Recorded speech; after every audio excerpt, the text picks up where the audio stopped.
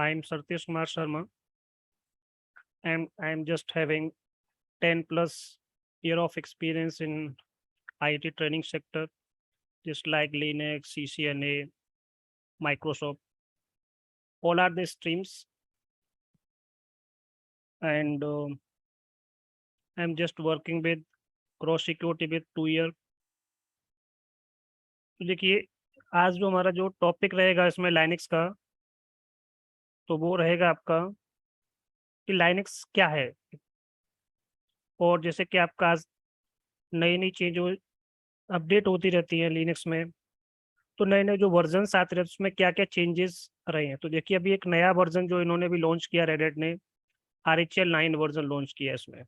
ठीक है, तो वो सारी चीज़ें हम देखेंगे इसमें क्या क्या रहेगा। तो जितना भी नए नए जो अपडेट्स आए हैं उस सब में आपको बताऊंगा कि कौन कौन से नए अपडेट्स हैं, क्या क्या नए नए चेंजेस इन्होंने रेडिट में किए हुए हैं, ये सारी चीज़ रहेगी।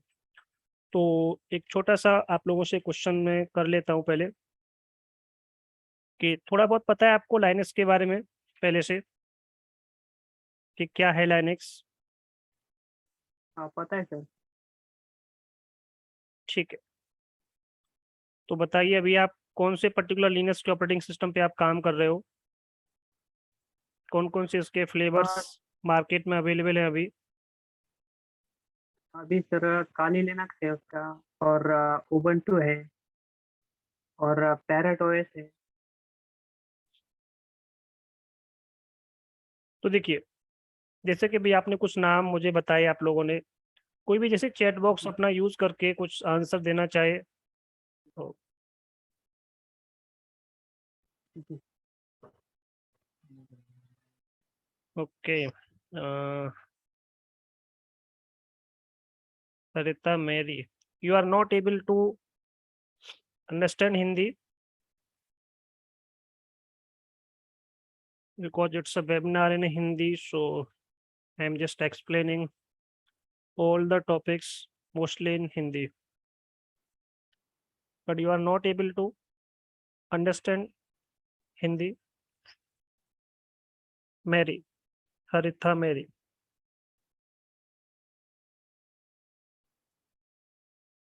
Okay, okay. So it's big deal because this webinar is just only in Hindi, so I will try my best for you also. Okay, Mary. So what is Linux? So Linux just a OS, operating system. OS means operating systems. So what types of operating system is Linux?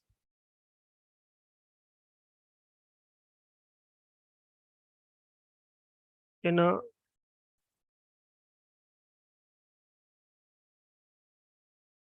me what types of operating system is a Linux?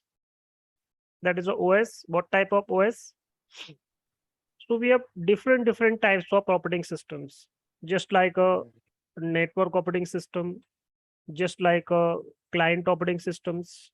So we have different types of operating systems. So just Linux, it can work as a client also, and it can also work just as a network operating system. Network operating system means, so we can provide the services to the clients. Suppose we have a Windows, and in a Windows we have a Windows 7 also, and we also have the Windows 8 operating system also, and 10 and 11. All just work as a client operating systems. Client means these can access the services only. If I suppose I'm just having a service that is a DNS, and I'm just having a other services just like a web service. So these are the services. And in Linux, web services provided by the Apache, and we have different types of other concept also, protocols also, that is a HTTP also. So these just provide the services.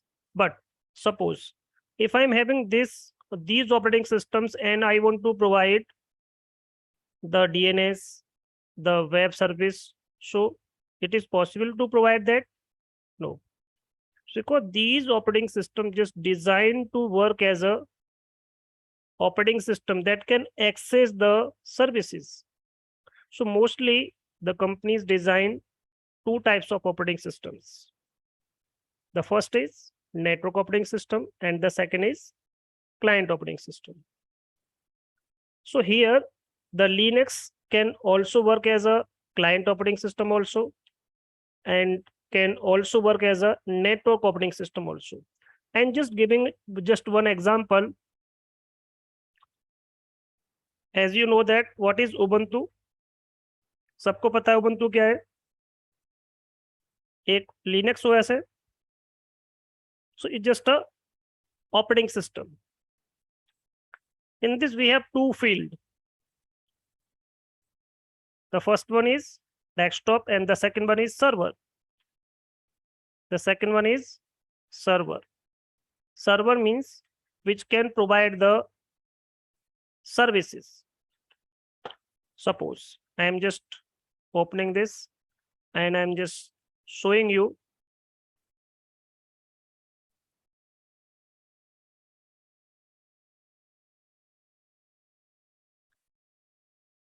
See, what is this? This is a desktop. When you click on this particular link and you can see this. So any operating system can be a just work as a client. It means just work as a desktop also. That can just access the services. And this is just server. It just work as a server operating system, or we can say that it's just work as a network operating systems.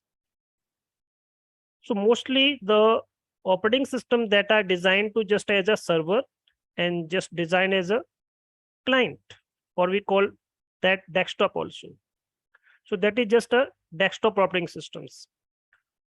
तो देखिए जैसे कि मैंने आपको बताया कि कोई भी ऑपरेटिंग सिस्टम जो होता है वो दो प्रकार से हो सकता है, या तो वो एज अ क्लाइंट काम करेगा या वो एज अ सर्वर काम करेगा, जैसे कि मैं आपको बता रहा हूँ.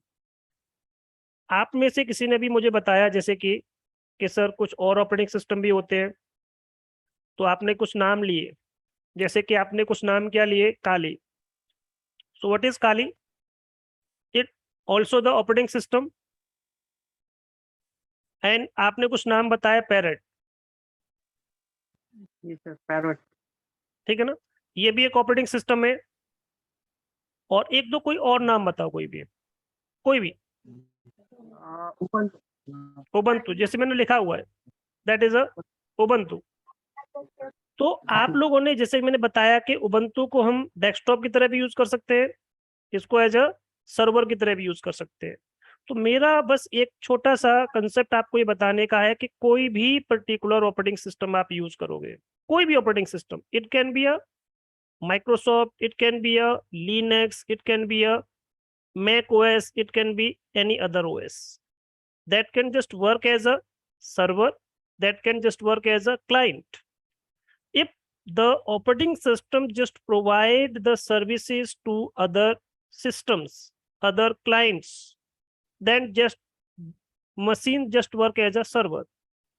But that particular machine, that particular OS should have the services facility also. Suppose if I'm just having the DNS, then we are able to provide the DNS service also. ठीक है, जैसे कि मैंने आपको बताया कि अगर मेरे पास DNS है तभी तो मैं क्या कर सकता हूँ, DNS की सर्विस दे सकता हूँ. अगर मेरे पास नहीं है तो मैं नहीं दे पाऊंगा. तो कोई भी पर्टिकुलर ऑपरेटिंग सिस्टम जो डिजाइन किया जाता है वो इसी तरह से डिजाइन किया जाता है. तो आपने कभी सुना है कि हम काली को यूज करते हैं एज ऑपरेटिंग सिस्टम किस टाइप का? सर्वर डिजाइन करने के लिए.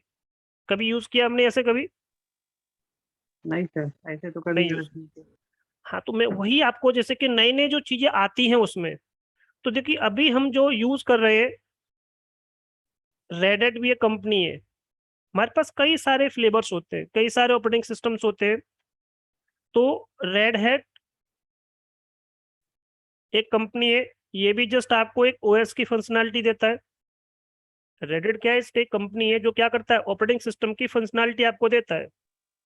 इट मींस आप इस पर्टिकुलर ओएस को चाहो तो एज अ क्लाइंट यूज कर सकते हो, चाहो तो एज अ सर्वर यूज कर सकते हो। बट मोस्टली ये जो रेड हैट का ऑपरेटिंग सिस्टम्स होते हैं, इन पे हम क्या डिजाइन करते हैं, सर्वर। इस पे हम सर्वर डिजाइन करते हैं। जैसे कि मेरे पास अभी एक मशीन है, अगर मैं उस पर आपको दिखाता हूँ, तो देखिए मैंने अभी अपने मशीन में रेड हैट के 2 वर्जन इंस्टॉल करके रखे हैं अभी इसमें। अगर मैं इस पर्टिकुलर मशीन पर जाता हूँ, तो मैंने यहाँ पे देखिए, अब मैं आपको दिखाता हूँ उसमें कौन सा ऑपरेटिंग सिस्टम मैंने इंस्टॉल करके रखा हुआ है, cat/etc रेड हैट रिलीज। इस पे कौन सा ऑपरेटिंग सिस्टम है अभी आपका, 8.4। किस कंपनी का है, रेड हैट। रेड हैट किसी भी चीज का एक एंटरप्राइज सॉल्यूशन देता है। किस चीज का, लिनक्स का एक एंटरप्राइज सॉल्यूशन इसने डिजाइन किया। एंटरप्राइज का मतलब जैसे कि आपने नाम लिया काली, काली एक एंटरप्राइज सॉल्यूशन नहीं है, पैरट एक एंटरप्राइज सॉल्यूशन नहीं है। इसे किसी भी सर्वर्स को डिजाइन करने के लिए हम यूज नहीं कर सकते। These are just combination of just tools.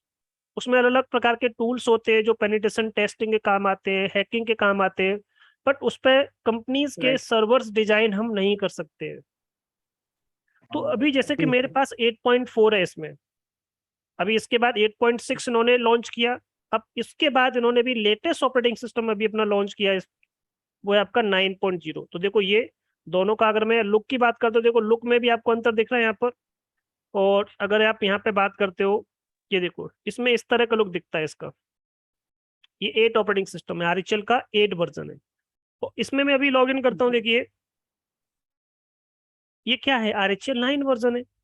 तो आरएचएल 9 के वर्जन पे आप काम कर सकते हो। यहाँ पे देखिए ये भी रेड हैट है। अगर मैं आपको इसमें दिखाता हूँ एक कमांड, देखो लुक में पहले क्या होता था, जब हम यहाँ पे क्लिक कर देते 8 में एक्टिविटीज पे जाते थे, तो देखो यहाँ पर आइकन्स इस तरह से दिखते थे।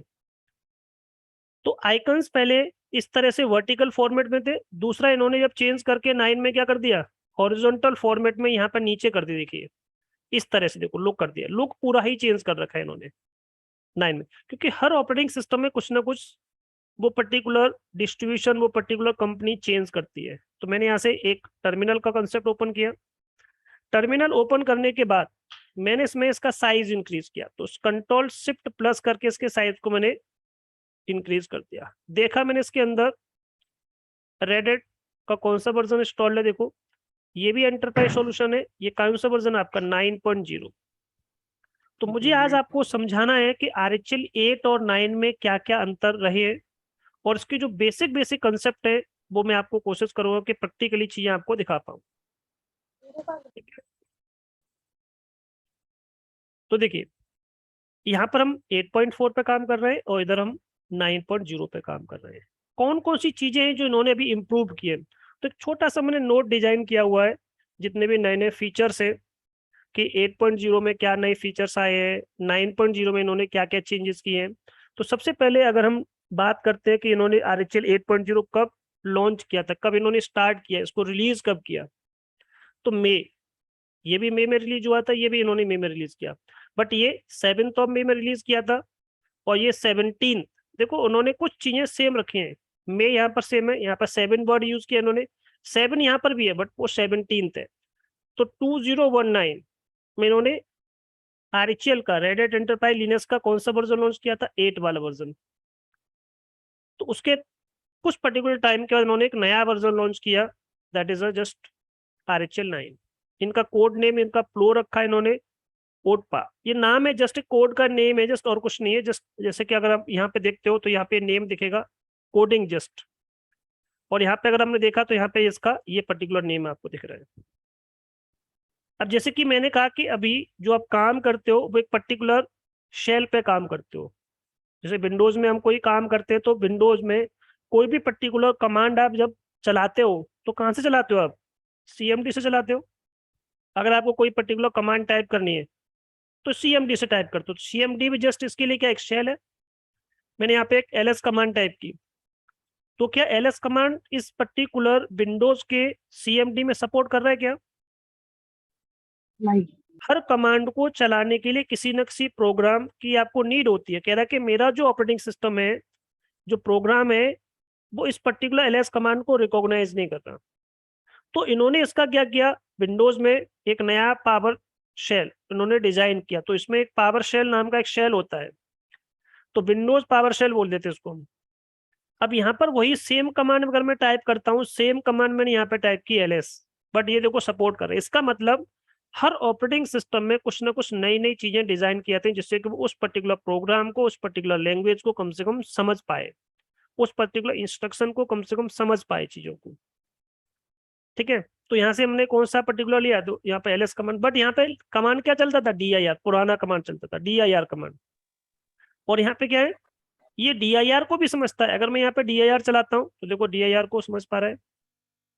उसी तरह से सेम यहाँ पर भी कुछ ना कुछ जो कमांड्स होंगे, कुछ ना कुछ कमांड में कुछ अंतर लिया होगा इन्होंने, कुछ चेंजेस किए होंगे। तो अगर हम सिंपली बात करते हैं तो इनका जो डिस्ट्रीब्यूशन है, जो कर्नल का जो वर्जन था, RHEL 9.0 में कर्नल का इन्होंने एक नया वर्जन लॉन्च किया, दैट इज 5.14। और RHEL 8 का इन्होंने कौन सा वर्जन लॉन्च किया, 4.18। अगर मैं अभी देखता हूँ, ये मेरे पास 8.4 है। अगर मैं यहाँ पे कर्नल का वर्जन पता करना चाहता हूँ तो एक कमांड होती है यूनेम हाइपन करके R लगाओगे तो ये बता देगा कि आप अभी जो ऑपरेटिंग सिस्टम यूज कर रहे हो उसमें कर्नल का जो वर्जन है, क्योंकि लिनक्स टोरवर्ल्ड ने जब लिनक्स को डिजाइन किया था उसने कर्नल डिजाइन किया था, तो कर्नल का 8.4 में कौन सा वर्जन यूज कर रहे हैं हम, 4.18। कौन सा वर्जन इसमें देखो, 4.18। यही सेम कंसेप्ट अगर मैं यहाँ पे आपको दिखाऊं, यूनेम और हाइपन करके R, तो देखो 5.14। ये देखो यहाँ पे वर्जन चेंज होते रहते हैं बाद में, जैसे कि इसका हो सकता है 9.1 वर्जन निकले, तो स्टार्टिंग में तो चीजें सेम होंगी, यहाँ से चेंज हो जाएगा ये।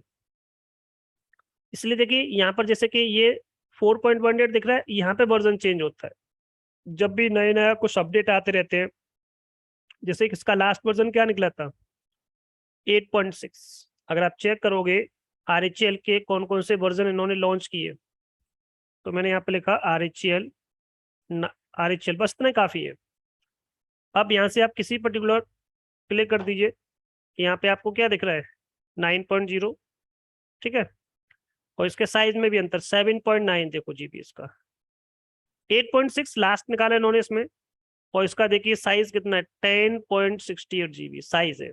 8.4 मैं अभी जो काम कर रहा हूँ वो इस वर्जन पे काम कर रहा हूँ। तो हर किसी में कुछ ना कुछ क्या होगा, ये कब रिलीज किया गया था, कब इसको स्टार्ट किया गया था, उसमें कौन सा वर्जन निकलेगा। जैसे कि पहले हम 7 यूज करते थे, 7.0। ठीक है, 7.0 से हम पहले क्या यूज करते थे, 6.0, 5.0। इस तरह से हम पुराने 4.0, अलग अलग वर्जन है। जब से कितना कुछ मतलब चेंजेस इन्होंने अपने उस पर्टिकुलर लिनक्स के ऑपरेटिंग सिस्टम में किया हुआ है, तो बहुत सारे ट्रेमेंडस इन्होंने चेंजेस किए हुए हैं। ठीक है, तो देखिए ये वर्जन हो गया। अगर हम और थोड़ा सा आगे बढ़ते हैं तो इसमें जैसे कि इनका जो यहाँ पे चेंज किया कि भाई कर्नल का वर्जन, अगर कोई पूछता है भाई क्या अंतर आया इसमें 8 और 9 में, क्या है, तो कर्नल का वर्जन है। दूसरी चीज, इन्होंने जो पैकेज मैनेजर्स होते हैं, हर किसी सिस्टम में कोई ना कोई पैकेज आप इंस्टॉल करोगे, तो बताइए काली के अंदर कोई पैकेज आपको इंस्टॉल करना है तो वहां पर भी कोई ना कोई आप क्या करोगे, पैकेज मैनेजर यूज करोगे। जी क्या सर। यूज कर सकते हैं, क्या यूज करते हैं इसमें हम, उबंटू में भी यूज करना पड़ेगा आपको, तो क्या यूज कर सकते RPM हैं, सर। तो वहां पर RPM। हम बाई डिफॉल्ट जो यूज करते हैं, अगर हम जिसमें जो पैकेज मैनेजर यूज करते हैं, जैसे आपने सुना होगा एपीटी जी। गेट, ये कमांड हम यूज करते हैं, एपीटी हाइपन गेट कमांड, जी। गेट, ये कमांड यूज करते, तो ये सर। सब क्या है, पैकेज मैनेजर होते हैं। हर किसी पैकेज को इंस्टॉल करने के लिए, पैकेज बोलो तो विंडोज इसको सॉफ्टवेयर बोलता है कि सॉफ्टवेयर इंस्टॉल करना है तो इंस्टॉलर यूज करने पड़ेंगे, वहां पे इंस्टॉलर वर्ड यूज होता है, वहां पे सारी चीजों के .exe फाइल होते हैं। और उसी तरह से मैं फेडोरा ऑपरेटिंग सिस्टम के अंदर की बात करता हूँ, मैं सेंटोस की बात करता हूँ, रेडिट की बात करता हूँ, तो इसमें जो एक्सटेंशन क्या होता है, .rpm, जैसे अभी किसी ने बोला RPM, तो RPM जस्ट एक उसका एक्सटेंशन है, उसका एक फॉर्मेट है उसी के लिए हम आरपीएम एक अपने आप में पैकेज मैनेजर भी होता है, जो फेडोरा ऑपरेटिंग सिस्टम के अंदर, रेडिट के ऑपरेटिंग सिस्टम के अंदर हम इन पैकेज मैनेजर की हेल्प से हम काम करते हैं।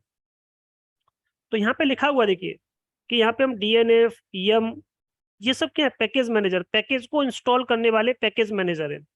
तो हम यहाँ पे यम कमांड भी यूज कर सकते हैं, यम का मतलब येलो डॉग अपडेट मॉडिफाई। हम डीएनएफ कमांड भी यूज कर सकते हैं, दोनों कमांड हम क्या कर सकते हैं इसमें यूज कर सकते हैं। कमांड मतलब ये पैकेज मैनेजर है, किसी भी पैकेज को इंस्टॉल करने के लिए यूज करते हैं।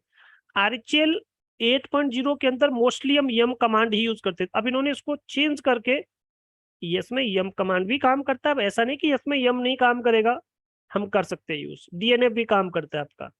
देखो यम के बारे में सुना होगा आप लोगों ने, तो यम जस्ट क्या है, एक पैकेज मैनेजर। मैंने यहाँ पे आरपीएम लिखा -q करके, और मैंने यहाँ पे यम लिखा।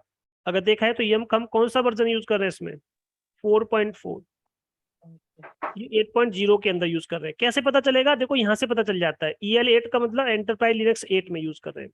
अगर मैंने यहाँ पे लिखा यम का हम कौन सा वर्जन यूज कर रहे हैं इसमें हम, तो मैंने इसमें आरपीएम लिखा, -q किया, क्वेरी किया, यहाँ पे आपको क्या दिख गया आपका EL9 एंटरप्राइज लिनक्स 9 वर्जन, ये 9 वर्जन, इसका पता चला कि भाई 9 वर्जन यूज कर रहे हैं। अगर मैंने यहाँ पे देखो एक कमांड इसमें टाइप की ls-l, देखो एक छोटा सा कंसेप्ट अगर मैं दिखाऊं, कोई कमांड है, अगर मैं आपसे पूछूं ये कमांड आपके सिस्टम में कहाँ रखी हुई है, इसका प्लेस क्या है, कैसे बताओगे आप, किसी को पता है? अगर हम इसके प्लेस को फाइंड आउट करना चाहते हैं कि यम कमांड आपके सिस्टम में कहीं तो रखी होगी जहां से वो चल रही है, जिस जगह से उसको हम रन कर रहे हैं। बिन में सर। देखो अगर आपको कंफर्म करना है कि ये पर्टिकुलर कमांड चल कहाँ रही है, चल कहाँ से रही है यहाँ से, उसी तरह से मैंने कहा एक मेरे पास कमांड है यूजर एड, ये भी कहाँ से चल रही है, किसी न किसी लोकेशन से तो कोई ना कोई कमांड आपकी चल रही होगी। वेरी गुड अमित, सही है आपका आंसर। ठीक है, तो देखिए ये कमांड बिन के अंदर रखी है और ये कमांड आपकी एस बिन के अंदर, तो हर कोई कमांड आपके सिस्टम से कहीं ना कहीं से चल रही होती है। तो जब मैंने देखा कि यम कमांड चल रही है, अब मुझे यम, मैंने बताना था आपको, इनके लिंक्स बने होते हैं एक्चुअल में। अगर कोई बंदा, उसे नहीं पता कि यम कुछ होता है, ठीक है, तो वो डीएनएफ कमांड भी क्यों सपोर्ट करता है, तो देखो मैं यहाँ पे बताना चाह रहा हूँ कि इन्होंने इसमें जो लिखा हुआ है कि भाई डीएनएफ ही हम एक पैकेज मैनेजमेंट के लिए यूज करते हैं, यम भी हम यूज करते हैं, ये एक दूसरे के लिंक होते हैं। अगर कोई डीएनएफ कमांड से कोई पर्टिकुलर पैकेज इंस्टॉल करना चाहता है, इससे भी इंस्टॉल कर सकता है।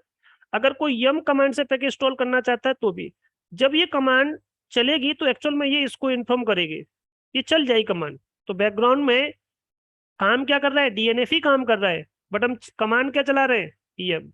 तो यम और डीएनएफ जस्ट एक दूसरे के लिंक है, शॉर्टकट है। अगर मैंने यहाँ पे लिखा विच कमांड और मैंने यहाँ पे लिखा डीएनएफ, तो डीएनएफ यहाँ में कमांड है, और मैंने यहाँ पे फिर लिखा ls-l और देखा ये क्या है, तो एक्चुअल में डीएनएफ किससे लिंक है, DNF3, हम जो पैकेज मैनेजर यूज कर रहे हैं DNF3 यूज कर रहे हैं। तो ये जस्ट क्या है, डीएनएफ और यम क्या है, जस्ट लिंक है जो DNF3 से उस पर्टिकुलर पैकेज को चला रहे हैं। तो ये पैकेज मैनेजमेंट की जस्ट यूटिलिटीज है, जिससे हम पैकेज क्या कर पा रहे हैं, अपने इंस्टॉल कर पा रहे हैं। ठीक है, तो ये जस्ट मैंने स्टार्टिंग में आपको थोड़ा थोड़ा सा चीजें बताई कि ये नए नए फीचर्स है।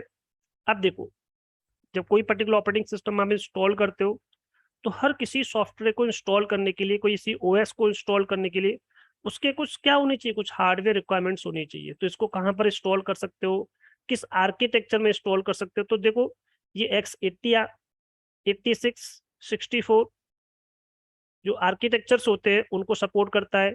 साथ ही साथ IBM के जो सर्वर्स होते हैं उनको भी सपोर्ट करता है। इन पर्टिकुलर हार्डवेयर पर, इन आर्किटेक्चर पर क्या कर सकते हैं, उससे इंस्टॉल कर सकते हैं।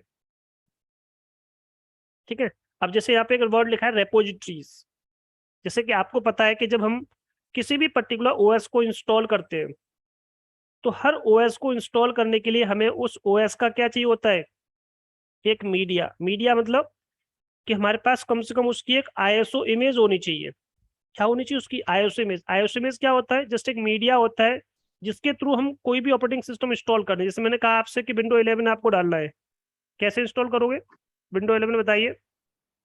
अगर आपको अपने सिस्टम में ये इंस्टॉल करना है तो क्या चाहिए आपको इसके लिए? एक मीडिया चाहिए सर ना। माइक्रोसॉफ्ट। माइक्रोसॉफ्ट की उस पर वेबसाइट पे जाओगे, 11 का क्या करोगे, वहां से आईएसओ इमेज डाउनलोड करोगे। जी सर। फिर उस आईएसओ को क्या करोगे, या तो अपनी डीवीडी के अंदर या अपनी पेन ड्राइव के अंदर उसकी बूटेबल इमेज ये बनाओगे। क्या करोगे, बूटेबल जी सर। पेन ड्राइव बनाओगे। अपना बूटेबल पेन ड्राइव बनाने के बाद ही आप क्या कर सकते हो, उसको आप इंस्टॉल कर सकते हो। उसी जी तरह सर। से मुझे भी क्या करना है, कोई पर्टिकुलर पैकेज, क्या चाहिए मुझे, कोई पर्टिकुलर पैकेज। जैसे मैंने पहले ओएस इंस्टॉल कर लिया, जी इंस्टॉल करना है, जी सर।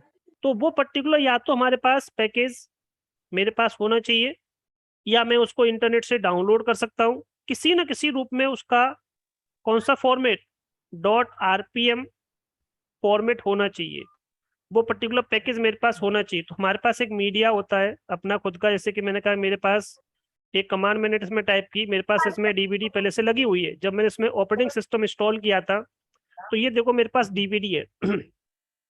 अगर मैं आपको यहाँ से दिखाता हूँ, ये मेरे पास डीवीडी इंसर्टेड है, और ये डीवीडी देखिए मेरे यहाँ पर रखी हुई, इस लोकेशन के अंदर ये डीवीडी लगी हुई है।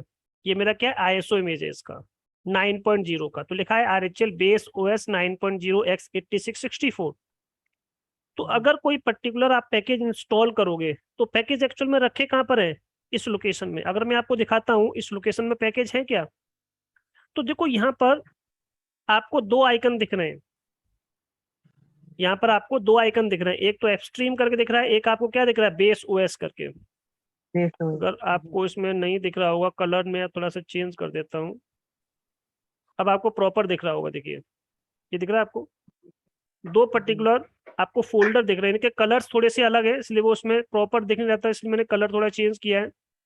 तो ये देखो इसमें जो लिखा हुआ है वो ये लिखा हुआ है कि रेपोजिटरीज होती है हमारे पास। RHL 9.0 जब इंस्टॉल करेंगे तो हमारे पास 2 रेपोजिटरीज होती है। इन 2 रेपोजिटरी का मतलब क्या होता है कि जब कोई पैकेज आप इंस्टॉल करते हो, कोई भी पर्टिकुलर सिस्टम में ओएस आप इंस्टॉल करते हो, तो ओएस कैसे इंस्टॉल होता है आपके सिस्टम में, इन 2 पर्टिकुलर फोल्डर से इंस्टॉल होता है। और वो कौन कौन से फोल्डर्स होते हैं, इन फोल्डर्स को इसकी लैंग्वेज में बोलते हैं रेपोजिटरीज। तो ये देखिए 2 रेपोजिटरी होती है इसमें, 2 मेन रेपोजिटरीज होती है। ये देखो 2, एक का नाम होता है बेस ओएस और दूसरे का नाम होता है एपस्ट्रीम।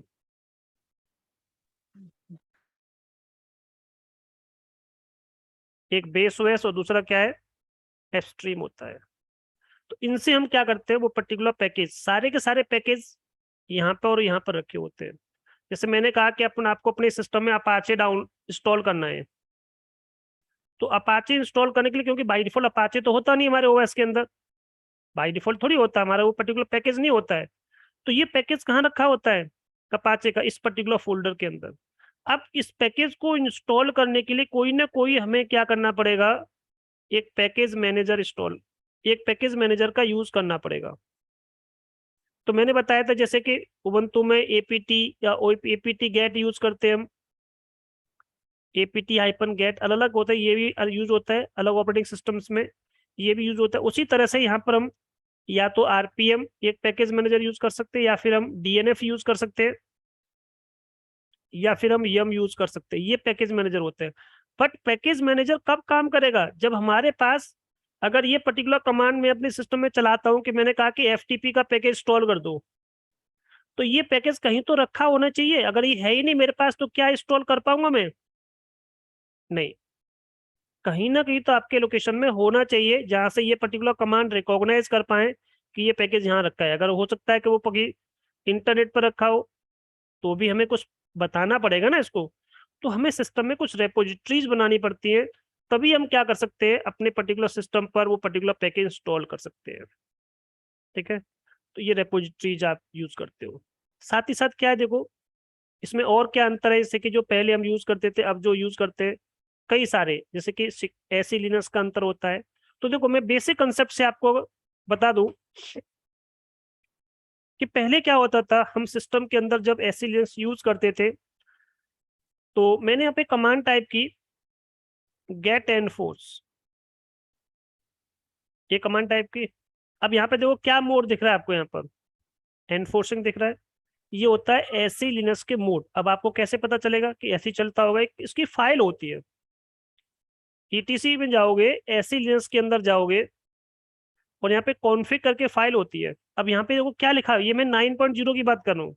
इन्होंने इसमें समझाया कि अगर जैसे देखोगे इनिशियल सेटअप का अंतर तो होता ही, मैं भी आपको बताऊंगा, साथ ही साथ बता रहा है कि एसी लिनक्स में भी बहुत सारा अंतर है। पहले एसी लिनक्स को मोड को हम क्या कर सकते थे, फाइल वही है ईटीसी के अंदर, एसी लिनक्स के अंदर कॉन्फ़िग में जाओगे, यहाँ भी कॉन्फ़िग में जाओगे, तो यहाँ पर इन्होंने डिसेबल का ऑप्शन हटा दिया। कर्नल के अंदर उन्होंने इसमें चेंजेस किए और कोई भी इसको डिसेबल ना कर पाए। अगर कोई बंदा मेरे सिस्टम पर एसी लिनक्स की सिक्योरिटी को डिसेबल करना चाहे तो डिसेबल का ऑप्शन इन्होंने यहाँ से क्या कर दिया, खत्म कर दिया। पहले देखो यहाँ पे क्या दिख रहा है आपको, ये सारे ऑप्शन दिख रहे हैं, टारगेटेड, एनफोर्सिंग। तो यहाँ पे डिसेबलिंग पहले ऑप्शन था आपका, तो डिसेबल का ऑप्शन उन्होंने कर्नल से क्या कर दिया, रिमूव कर दिया। तो एसएलएस की सिक्योरिटी क्या होगी, बढ़ गई। या तो आप इसमें एसएलएस का क्या कर सकते हो, परमिसिव मोड यूज कर सकते हो, या फिर आप इसका एनफोर्सिंग। तो बाय डिफॉल्ट हमारे सिस्टम पे एनफोर्सिंग मोड होता है। अगर देखो यही चीज मैं आपको दिखाता हूँ 8.0 के अंदर,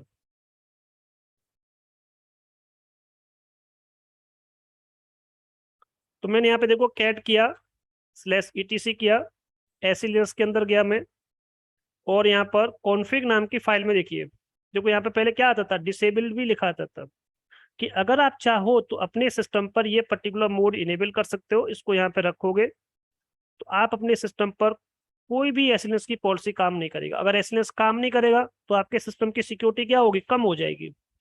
बिल्कुल भी आपकी कोई भी रूल आपके सिस्टम में जो इनबिल्ट सिक्योरिटी होती है वो हट जाएगी, क्योंकि कर्नल बाय डिफॉल्ट इसी से काम करता है। ठीक है, तो ये भी इन्होंने एक नया अपडेट दिया इसमें, तो सिक्योरिटी को क्या कर दिया, थोड़ा सा इनहेंस कर दिया। जब कोई भी नया ऑपरेटिंग सिस्टम आता है तो कुछ ना कुछ वो इनहेंसमेंट करके चलते हैं, तो ये भी इन्होंने एक अच्छा रोल किया। अब देखो एक छोटा सा कंसेप्ट और मैं आपको बताता हूँ, प्रैक्टिकली बताता हूँ आज आपको मैं थोड़ा सा। ठीक है, चीजें तो आप जैसे गूगल पे आपको सब सारे अंतर मिल जाएंगे, एक प्रैक्टिकली छोटा सा अंतर आपको दिखा देता हूँ दोनों के अंदर। सपोज सबको बेसिक कंसेप्ट पता है कि हम सिस्टम पे एक आईपी देते हैं। आईपी देने के लिए लिनक्स में क्या कमांड यूज करते हैं, किसी को पता है क्या कमांड यूज करते हैं हम? किसी ने कभी लिनक्स के अंदर कोई आईपी दिया है? विंडोज में सबने दिया होगा। तो देखो 8.0 में क्या अंतर है और 9.0 में क्या अंतर है, मैं एक छोटे से आईपी से आपको समझा देता हूँ। वेरी गुड अमित, आपका NMCLI और NMTUI, गुड। तो जब भी हमें अपने सिस्टम के अंदर कोई आईपी देना है तो हम इनका यूज कर सकते हैं। तो मैंने इसमें क्या किया, एक कमांड टाइप की NMCLI। जैसे मेरे अभी सिस्टम पर अगर देखूं तो क्या मेरे सिस्टम पर नेट आ रहा है, अभी लिनक्स ऑपरेटिंग सिस्टम है, मुझे नेट चलाना है। तो मैं देखो मैंने यहाँ पे क्या किया,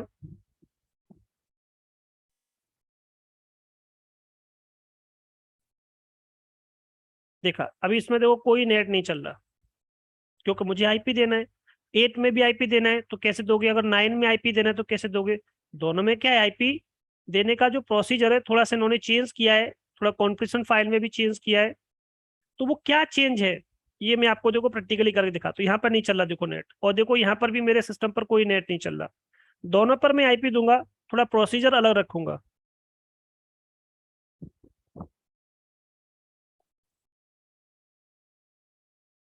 देखो ये यहाँ पर भी अभी कोई नेट नहीं चल रहा, इसमें नेट है क्या, एक बार देखता हूँ आईपी।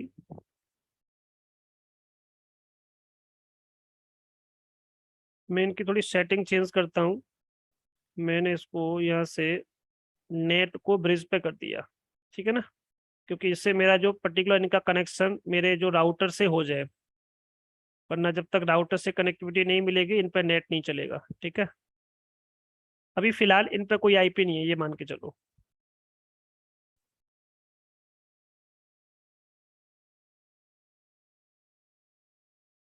अब देखिए आईपी, एक कमांड है IP स्पेस A। अभी देखो यहाँ पर भी कोई आईपी नहीं, देखो अब इसमें आईपी देने का प्रोसीजर क्या आता है, देखो एग्जाम्पल देखिए, cd/etc, और मैं इसके sysconfig, पहले जो फाइल होती थी sysconfig नाम की फाइल होती थी, इसके अंदर जा करके आपको क्या करना होता था, एक पर्टिकुलर नेटवर्क स्क्रिप्ट नाम का फोल्डर होता, तो सीधा आप इस फोल्डर के अंदर जाओगे, इस लोकेशन में आकर के आप आईपी कन्फिगर करते थे। ये लोकेशन थी पहले आईपी देने के लिए। यही सेम अगर ये चीज आप 9.0 में अगर आप अपने सिस्टम पर एक आईपी देना चाहते हो, तो आपको क्या करना पड़ेगा,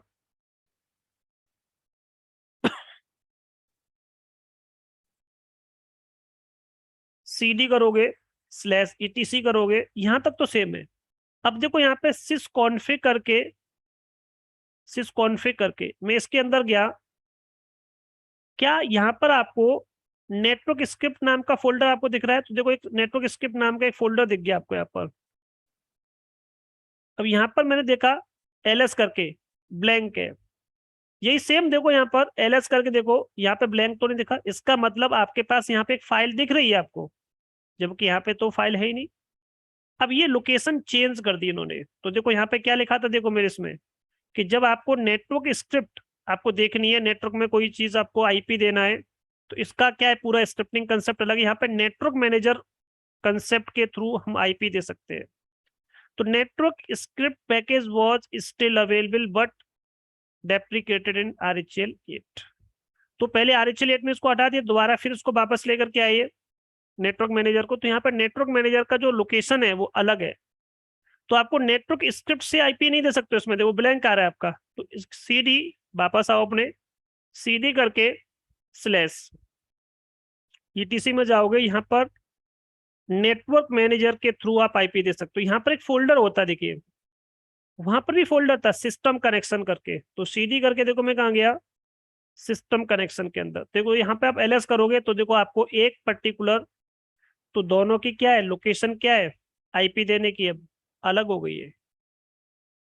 इसमें यहाँ से आईपी दे सकते हो, अपना आईपी कॉन्फ़िगर कर सकते हो, और यहाँ से आप इस पर्टिकुलर लोकेशन में आकर के आपको आईपी देना होता है। दोनों की आईपी की लोकेशन, नेटवर्क की पूरी सेटिंग चेंज की है इन्होंने। 8 में अलग है तो 9 में अलग है। अब कैसे करोगे, अब देखिए मैंने आपके सामने एक छोटा सा कनेक्शन बनाया, कनेक्शन मैंने ऐड किया, इसमें एक कमांड में आपको दिखाता हूँ। कनेक्शन पहले बना लेते हैं इसमें, उसके थ्रू मैं उस पर एक इंटरनेट चला के आपको दिखाता हूँ। मैंने इसमें टाइप लिखा ईथरनेट, इंटरफेस का नेम लिया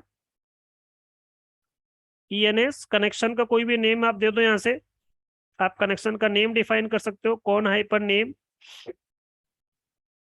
तो मैंने इसमें हाइपर नेम लिया और मैंने इसका नाम दिया कौन1। जैसे आपने कनेक्शन बनाया, आप देखिए ls करके यहाँ पे एक नया पर्टिकुलर फाइल बन गया। इस फाइल में जाइए आप विम करके, और यहाँ से आप आईपी दे सकते हो। तो यहाँ से आईपी देने का प्रोसीजर इस तरह से रहेगा। अब यहाँ पे जो आपको DHCP दिख रहा है, क्योंकि बाय डिफॉल्ट DHCP के थ्रू हम आईपी ले सकते हैं, बट मैंने इसमें किया नन, ठीक है। और सबसे लास्ट में आप आ जाओगे, आपको आईपी देने के लिए क्या करना पड़ता है, IPADDR ये लिखना पड़ेगा आपको। और जो आईपी आपको देना है, सपोज मैंने इसमें एक आईपी दिया 192.168.1.220, एक आईपी दे दिया। प्रीफिक्स आप दे दो, प्रीफिक्स का मतलब होता है यहाँ पर कि आप उस पर क्या सबनेट मास्क देना चाहते हो। प्रीफिक्स का मतलब यहाँ पर सबनेट मास्क 24 बिट। आईपी दिया आपने, प्रीफिक्स दिया, अब DNS भी तो आपको देना होगा, तो DNS1 मैंने दे दिया, मैंने कहा 8.8.8.8। गेटवे क्या है आपका, तो मैंने यहाँ पे गेटवे लिखा, ठीक है, इक्वल 192.168.1.1, ये गेटवे है। अब हो सकता है कि अगर प्राइमरी DNS मेरा काम ना करे तो सेकेंडरी DNS काम करना चाहिए। मैंने DNS एक और दे दिया, इसमें मैंने दिया 202.56.215.54। ये एयरटेल का DNS है। ये सब पब्लिक होते हैं, कोई भी कुछ भी यूज कर सकता है। जैसे गूगल का ऊपर लिखा है 8.8. गूगल का DNS है, एयरटेल का DNS है, तो सबके फिक्स होते हैं। तो मैंने एक आईपी दे दिया, प्रीफिक्स दे दिया, उसका DNS दे दिया, गेटवे दिया, then just write and quit करके सेव कर दो। अभी कमांड चलाओ अपने सिस्टम पर nmcli कनेक्शन को रीलोड करने वाली कमांड, ये इसको रीलोड कर देगा। देन nmcli कनेक्शन अप करिए। कौन सा कनेक्शन तुम्हारा? कॉन 1 के नाम से। देखते हैं कि क्या मेरे सिस्टम पर नेट चला। अब आईपी तो आ गया, देखो जो हमने दिया था कॉन्फ़िगर हो गया। इसका मतलब जब मैंने RHL 8.0 के अंदर कोई आईपी दिया तो सेम ये आपने सेटिंग देखी, ठीक है। अब मैंने पिंग किया www.google.com से मैंने पिंग किया, मान के चलते हैं पिंग हो रहा है, देखो। इसका मतलब यहाँ पर आईपी का जो कंसेप्ट था पहले 7.0 में भी यही था, और जितने भी जो वर्जन चलते थे 8.0 के वो सब में सेम था। बट यहाँ पे थोड़ा सा इसमें इन्होंने चेंज कर दिया, तो देखो आपको यहाँ पे दिख रहा है कि चेंज हो गया।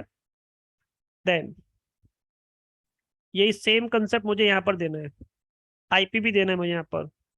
तो देखो यहाँ पर एक आपके सामने कनेक्शन एक ऐड करता हूँ और टाइप ईथरनेट। मैंने इसका टाइप क्या रखा, इंटरफेस का नाम ये, और उसके बाद आपने टाइप से ही दिया, इंटरफेस का नाम दिया कौन, कनेक्शन का नाम कोई भी दे दो, कौन हाइपन नेम। कनेक्शन का नेम मैंने क्या दिया इसमें, मैंने कहा कौन 1। आईपी केवल मैं एक आईपी दे देता हूँ उसमें, आईपी वर्जन 4 डॉट एड्रेसेस। मैं कमांड से देके दिखाता हूँ इसमें आपको। एक कमांड मैंने इसमें टाइप की और आईपी वर्जन 4 डॉट, ठीक है, एड्रेस इसमें हम एक टाइप कर देते हैं। मैंने इसमें दिया 192.168.1.221 कर दिया मैंने, मान के चलते उसका 220 किया था, इसका 22 स्लैश साइडर नोटेशन ये हो गया आईपी वर्जन 4 डॉट गेटवे। मैंने इसमें गेटवे दिया 192.168.1.1, इसका गेटवे हो गया। और IP version 4 dot method manual, और एक गेटवे डीएनएस और देते हैं इसमें, क्योंकि बिना डीएनएस के आपका नेट नहीं चलेगा। आईपी वर्जन 4 डॉट डीएनएस, तो मैंने इसमें लिया 8.8.8.8, ये हमारा डीएनएस काम करेगा। ये एंटर कर दिया। एनएमसीएलआई कनेक्शन अप कर लीजिए पहले आप। कौन सा कनेक्शन तुम्हारा, कौन 1 वाला। अब इसमें अंतर क्या रहा ये बस मुझे आपको दिखाना है। आईपी, ठीक है, इसका कनेक्शन दिख रहा है आपको, पिंग करके देखते हैं www.google.com। कनेक्टिविटी प्रॉपर आ रही देखिए आपकी, इसका मतलब यहाँ पर भी नेट चल गया। बट अब देखिए अंतर क्या रहा कि सर वहां पर भी आईपी दिया था, वहां पर तो आपने एक फाइल के थ्रू दिया था, बट यहाँ पे देखो फाइल का नाम क्या बिल्कुल अलग है। कौन 1 दिख रहा है, एनएम कनेक्शन, नेटवर्क मैनेजर के थ्रू यहाँ पे आईपी दिया जाएगा। विम करके देखो, इस फाइल को खोलो अब, इसमें क्या लिखा है देखो। क्या मैंने वहां लिखा था सेम यहाँ पे लिखा हुआ है, नहीं अलग है। यहाँ पर सेक्शंस होते हैं प्री डिफाइंड, देखो यहाँ पर क्या है अलग है। देखो मैं आपको दिखाता हूँ, यहाँ पर जब मैंने इस फाइल को खोला, एलएस करिए, फाइल का नाम क्या है, कौन 1, इफ सीएफजी करके लिखा हुआ है, विम करके लिखा हुआ है। देखो यहाँ पर बिल्कुल अलग कंसेप्ट है। देखो यहाँ पे सारी चीजें इस तरह से आपको दिख रही, कोई सेक्शन नहीं इसमें, प्री डिफाइंड कुछ पैरामीटर्स हैं, ये बस आपको सेट करने होते हैं और आईपी आ जाता है। यहाँ पर प्री डिफाइंड सेक्शंस होते हैं। कनेक्शन, ये आपका कनेक्शन का नाम है, ईथरनेट हमारा है, इंटरफेस का नाम जो हमने दिया था इंटरफेस, ये इसका यूयूआईडी, कनेक्शन का नाम क्या ये है, ईथरनेट स्टैंडर्ड हम काम कर रहे हैं इस पर। आईपी क्या दिया, एड्रेस 1, ऐसे करके दिया जाता है इसमें। अगर आपको इसमें आईपी देना है, देखो इसमें एक आईपी, ये देखो ये इसका क्या हो गया, गेटवे हो गया। यहाँ पे ये काम कर रहा है, गेटवे काम कर रहा है। और ये देखो डीएनएस, ठीक है, और यहाँ पे ये क्या हो गया, मेथड क्या, मैनुअल हमने दिया था, मैनुअल आईपी ले तो डीएनएस हो गया, ये गेटवे हो गया। तो इसमें ये सेक्शन होता है आईपी वर्जन 4 नाम का सेक्शन होता है, उसमें जाकर के आप क्या कर सकते हो, आईपी दे सकते हो। तो इसका मेथड उसका मेथड बिल्कुल अलग है। यहाँ पर ये इसकी की और वैल्यू के फॉर्मेट में आईपी दिया जाता है, तो इसके की हो गया, ये क्या हो गया, इसका वैल्यू हो गया। ऐसे करके आप इसमें आईपी दे सकते हो। इसी तरह से कई सारे कंसेप्ट होते हैं जो आप इसमें देख सकते हो, ठीक है। आपको थोड़ा सा कुछ अंतर पता चला कि एक्चुअल में यहाँ पर आईपी कहाँ से दिया जा रहा है और यहाँ पर आईपी कैसे दिया जा रहा है। ये भी आपका एक मैंने रियल एग्जांपल आपको दिखा दिया इसमें कि इस तरह से आप आईपी दे सकते हो। क्विट करके मैं बाहर आता हूँ। कुछ छोटे छोटे कंसेप्ट है इसमें मैं आपको दिखा देता हूँ, जैसे कि इनकी लैंग्वेजेज आपकी चेंज है, पूरी डायनेमिक प्रोग्रामिंग जो लैंग्वेज है, जैसे नोड जेएस का वर्जन इसमें क्या यूज कर 16 यूज करना है, इसमें भी आपका 16 है। अब पर्ल का वर्जन क्या है आपका 3.2 है। यहाँ पे पर्ल का वर्जन कौन सा है, पर्ल पाइथन जो लैंग्वेजेस होती है प्रोग्रामिंग लैंग्वेज, तो पाइथन का 3.9 वर्जन यूज हो रहा है इसमें, और इसमें क्या यूज कर रहे हैं हम 2.5 वर्जन यूज कर रहे हैं। रूबी भी लैंग्वेज है, तो हर लैंग्वेज में आपको यहाँ पे चेंज मिल रहा है आपको। साथ ही साथ फायरवॉल में भी चेंज है आपका, फायरवॉल के अंदर भी इन्होंने चेंजेस किए हैं। फाइल सिस्टम पहले जैसे ये क्या होता था, इसमें एक्सफैट फाइल सिस्टम सपोर्ट नहीं करता, तो 9 में इन्होंने क्या किया, एक्सफैट फाइल सिस्टम इनबिल्ट आपका सपोर्ट करेगा। ठीक है, वीडियो करके एक नया कंसेप्ट दिया इन्होंने। पहले वीडियो कंसेप्ट भी यूज होता था, बट वीडियो को एलवीएम के साथ इन्होंने मर्जअप करके दे दिया इसको। और साथ ही साथ इसमें देखिए जो कंटेनर डॉकर कंटेनर का जो रन टाइम हम यूज करते थे, इसमें क्या है, क्रन सी है, क्रन, और यहाँ पे रन सी करके एंड डॉकर, इसमें हम RHL 8.0 में यूज करते थे। ठीक है, तो कई सारे अंतर आपको इसमें आपको दिख जाएंगे। तो मैंने जस्ट एक बेसिक कंसेप्ट को समझाया कि यहाँ पे किस तरह से आपके जो नए नए जो वर्जन आ रहे हैं, RHL 9 का ये नया वर्जन लॉन्च किया है, ये कब लॉन्च हुआ था, क्या क्या उसमें अंतर आपको इसमें मिल सकते हैं, ये सारी चीजें भी आपने देखी। ठीक है, यहाँ तक किसी को भी कुछ पूछना है तो बताइए, कोई डाउट हो किसी का या कुछ पूछना है तो बोलिए आप, कोई क्वेरी किसी की भी, क्योंकि केवल 2 कैंडिडेट है मेरे पास। ये